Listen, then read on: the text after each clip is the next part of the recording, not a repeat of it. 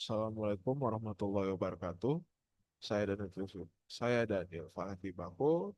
Saya akan mempresentasikan proyek akhir dari tugas praktikum data mining saya yang berjudulkan implementasi Keynes Dashboard untuk klasifikasi kelayakan pengujian pinjaman uang.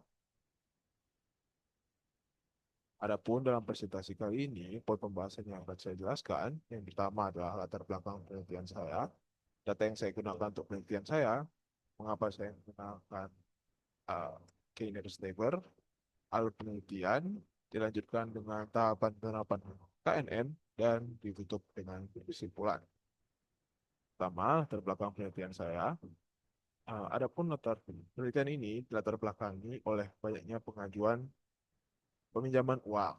Lembaga keuangan seringkali menerima banyak pengajuan pinjaman dengan karakteristik nasabah yang tentu saja beragam. Nah, faktor keputusan untuk peminjaman itu harus mempertimbangkan berbagai faktor, seperti profil demografis dan faktor-faktor lainnya. Nah, manusia dengan batasannya, what?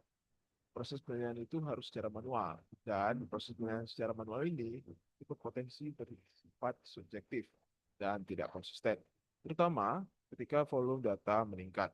Nah, maka dibutuhkan solusi, yaitu pendekatan berbasis data mining untuk membantu mengidentifikasi pola dan data historis pengajuan pinjaman. Baik, data yang saya gunakan bersumber dari Google, di mana jumlah observasi ini adalah 2000 nasabah dengan 8 variabel yang mencakup karakteristik demografis, keuangan, dan status pekerjaan. Nah, dataset dapat diakses melalui tautan yang saya lampirkan di PowerPoint, dan target atau label di dataset sendiri itu direpresentasikan dalam bentuk true dan false, di mana true merepresentasikan bahwa pengajuan pinjaman disetujui, sedangkan false merepresentasikan bahwa pengajuan pinjaman itu ditolak. Nah, kenapa sih saya menggunakan metode atau algoritma dari K-nearest neighbor? Nah, ada dua alasan yang menyebabkan saya menggunakan algoritma ini. Yang pertama, tentu saja berorientasi pada permasalahannya dulu. Permasalahan yang ingin saya selesaikan adalah klasifikasi winner, di mana hal yang ingin ditentukan atau diklasifikasikan adalah persetujuan peminjaman uang. Apakah seorang nasabah disetujui atau tidak untuk meminjam uang dari bank. Nah, alasan berikutnya itu adalah berorientasi pada algoritma KNN itu sendiri. Nah, algoritma KNN itu mengklasifikasikan berdasarkan kemiripan karakteristik. Selain itu, algoritma KNN tidak memerlukan asumsi distribusi tertentu, sehingga ia cocok untuk data yang saya gunakan. Nah, berikutnya, alur penelitiannya adalah pertama, data yang digunakan dilakukan analisis deskriptif untuk melihat pola-pola data. Lalu setelahnya dilakukan pre-processing untuk membersihkan data dan menyelesaikan masalah-masalah yang ada pada data. Dilanjutkan dengan split data menjadi data latih atau data train dan data test atau data pengujian. Di mana pada data train eh, dilakukan identifikasi kata terbaik untuk menghasilkan model terbaik. Setelahnya diinisiasikan model plan yang terbaik. Setelah mendapatkan model terbaik, maka langkah selanjutnya adalah melakukan prediksi pada data test. Nah, setelahnya langkah terakhir adalah melakukan evaluasi model. Nah, ini merupakan tahapan-tahapan penerapan KNN. Tentu saja yang pertama saya melakukan import library yang diperlukan untuk mengolah data ini. Ada encoder, ada standard scaler untuk mengubah dan memanipulasi datanya. Bisa saja diperlukan library seperti NumPy, Pandas untuk manipulasi data, Seaborn dan Matplotlib untuk visualisasi, dan um, segala macam SQL ini untuk pelatihan model dan evaluasi model. Selanjutnya, saya mengimpor dataset saya. Dapat lihat di sini bahwa dataset itu terdiri dari 2000 data nasabah, yang mana terdapat 8 kolom variabel dengan kolom-kolom tersebut adalah kolom nama, kota asal, pendapatan, credit score, berapa pinjaman yang diinginkan, berapa tahun bekerja, points, dan yang terakhir itu adalah variabel targetnya atau variabel responnya, di mana terisi oleh false atau true. Apakah seorang nasabah disetujui pengajuan pinjamannya atau tidak. Nah, Selanjutnya itu adalah melakukan analisis deskriptif dengan menggunakan pair plot, di mana di sini pair plot menghadirkan scatter plot juga density plot. Nah, kalau kita lihat di sini memang tidak ada pola korelasi yang jelas, namun jika kita perhatikan baik-baik eh, pada bagian points, nasabah yang mendapatkan poin lebih banyak itu mendapat diklasifikasikan sebagai nasabah yang disetujui pinjamannya. Dan kalau kita lihat pada uh, variabel credit score, semakin besar credit score-nya, sama halnya dengan poin, maka nasabah tersebut cenderung disetujui pinjamannya. Sedangkan pada variabel-variabel lain, pola-polanya tidak terlalu nampak atau bercampur. Nah, setelah melakukan analisis deskriptif, dilakukan preproses data untuk menyelesaikan masalah-masalah pada data. Nah, di sini saya melakukan drop kolom pada kolom nama dan kolom kota asal.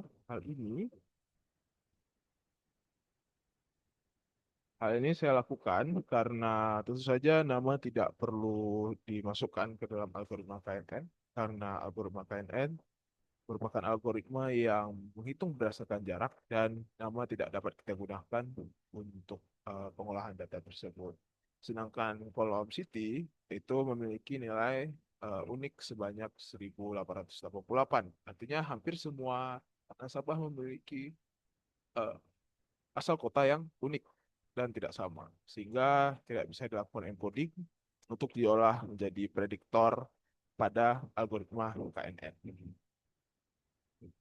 Setelah melakukan drop kolom, tersisa 6 variabel. Nah, selanjutnya saya memisah kolom X dan kolom variabel X dan variabel Y. Lalu dilanjutkan dengan splitting data. Nah, karena algoritma KNN hanya dapat menerima angka dan tidak dapat membaca label dengan label ketika dilatih, maka diperlukan encoding di variabel responnya. Dan karena algoritma KNN adalah perhitungan jarak, maka kita harus melakukan standarisasi agar tidak ada variabel yang memberikan bias saat prediksi. Nah, selanjutnya dilakukan identifikasi K terbaik untuk mendapatkan model yang terbaik, di mana saya mengeksplor nilai akurasi dari K sebanyak 3 hingga K sebanyak 23. Dan didapatkan bahwa akurasi tertinggi berada di K sama dengan 3 sebanyak 0,991250. Artinya ketika kita hanya mempertimbangkan tiga tetangga terdekat itu menghasilkan akurasi klasifikasi yang paling tinggi. Nah, selanjutnya dilakukan inisiasi model KNN terbaik ke data tes. Nah, didapatkan bahwa akurasinya 0,99. Nah, setelah diinisiasi, dilakukan evaluasi model menggunakan confusion matrix dan classification report, didapatkan bahwa sebanyak 221 prediksi yang benar,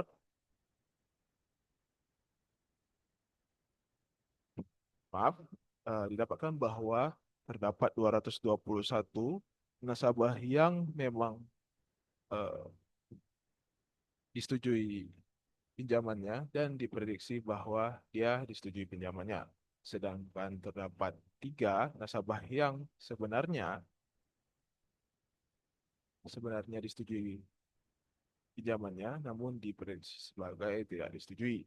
Lalu ada 175 nasabah yang benar diprediksi bahwa dia tidak disetujui pinjamannya, dan ada satu nasabah yang salah diprediksi. Nah, dari classification report dapat dilihat bahwa precision recall dan F1 score cukup stabil antar kelas. Hal ini mungkin karena memang distribusi antar kelas cukup seimbang, sehingga model dapat dikatakan cukup baik dalam melakukan klasifikasi. Nah, kesimpulan yang dapat diambil, algoritma KNN dengan nilai K sama dengan 3 berhasil diterapkan untuk mengklasifikasikan persetujuan pinjaman nasabah. Nah, dengan pembagian data 80% data train dan 20% data test, serta penerapan standarisasi pada variabel prediktor, model menghasilkan akurasi sebesar 99%. Hasil evaluasi menunjukkan nilai precision recall dan F1 score yang tinggi dan seimbang juga ya untuk kedua kelas true dan false. Nah, ini mengindikasikan bahwa performa model itu sangat baik.